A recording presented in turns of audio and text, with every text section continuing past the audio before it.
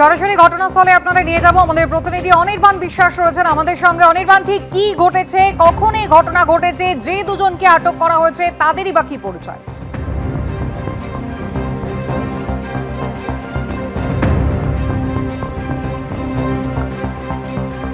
সম্ভবত যোগাযোগ বিচ্ছিন্ন হয়ে গিয়েছে আমাদের প্রতিনিধি অনির্বাণ বিশ্বাসের সঙ্গে। আমরা আবারও কথা বলার চেষ্টা করব। ক্যানিং পূর্বের তৃণমূল বিধায়ক শওকত মোল্লার ঘনিষ্ঠ তৃণমূল কংগ্রেসের অঞ্চল সভাপতি, রাতের অন্ধকারে তার উপর গুলি চলল, খুন হয়ে গেলেন তিনি। রাজ্জাক খাঁ, যিনি ভাঙড়ের চালতাবেড়িয়ার তৃণমূলের অঞ্চল সভাপতি বলে পরিচিত, গতকাল রাতেই একেবারে কলকাতার পুলিশের কমিশনার মনোজ বর্মা তিনি ঘটনাস্থল ঘুরে দেখেন। অনির্বাণ বিশ্বাস সরাসরি আমাদের সঙ্গে রয়েছেন। অনির্বাণ, এখনো পর্যন্ত কি জানা যাচ্ছে, কখন এই খুনের ঘটনা ঘটে, যাদেরকে আটক করা হয়েছে তাদের কি পরিচয়? দেখো, ইতিমধ্যে কিন্তু কলকাতা পুলিশ সূত্রে যেটা জানতে পারছি, যাদেরকে আটক করা হয়েছে প্রাথমিকভাবে কিন্তু পুলিশ তাদের একটা যোগ খুঁজে পেয়েছে এই রাজ্জাক খাঁয়ের খুনের ক্ষেত্রে।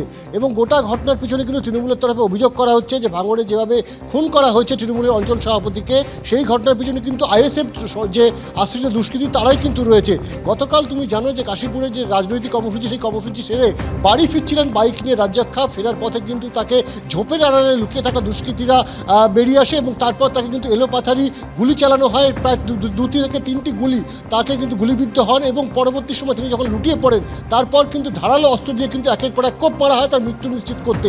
এবং যেমনটা মনে করা হচ্ছে, পুলিশও তদন্ত যেটা মনে করছে যে রাজ্জাক খাঁয়ের প্রত্যেকটা গতিবিধির উপরে কিন্তু নজর রেখেছিল দুষ্কৃতীরা, কারণ সে কখন তার রাজনৈতিক কর্মসূচি শেষ করে বাইক নিয়ে সে বাড়ির পথে ধরছে এবং কোথায় সে তার অবস্থান রয়েছে, সমস্ত বিষয় কিন্তু খুঁটিনাটি সেই বিষয়গুলো সম্পর্কে কিন্তু অবহিত ছিল দুষ্কৃতীরা আগে থাকতে।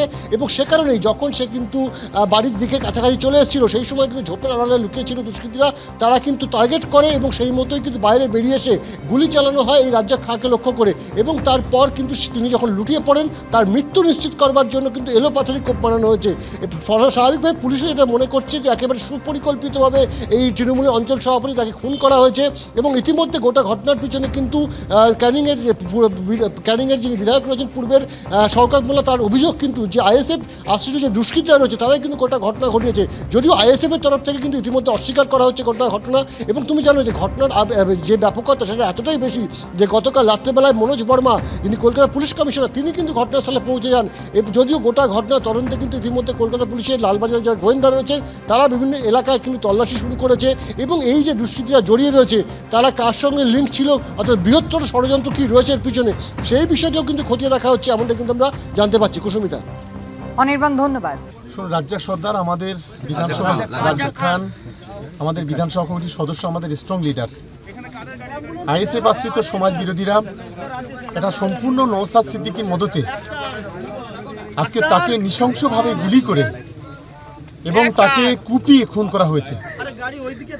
ও বিকাল থেকে আমাদের 2টো মিটিং অ্যাটেন্ড করেছে, মিটিং করে ও বাড়ি ফিরছিল। আসলে ভাঙড় বিধানসভা এলাকায় এদের অস্তিত্ব বিলীন হয়ে যাওয়ার ফলে এই আইএসএফ আশ্রিত সমাজ বিরোধীরা এই ধরনের ঘটনা ঘটছে। আমরা পুলিশকে, আমরা দিদিকে অনুরোধ করব যে অবিলম্বে এই আইএসএফ আশ্রিত সমাজ বিরোধী এদেরকে অবিলম্বে গ্রেপ্তার করা এবং তার দৃষ্টান্তমূলক শাস্তির ব্যবস্থা করা।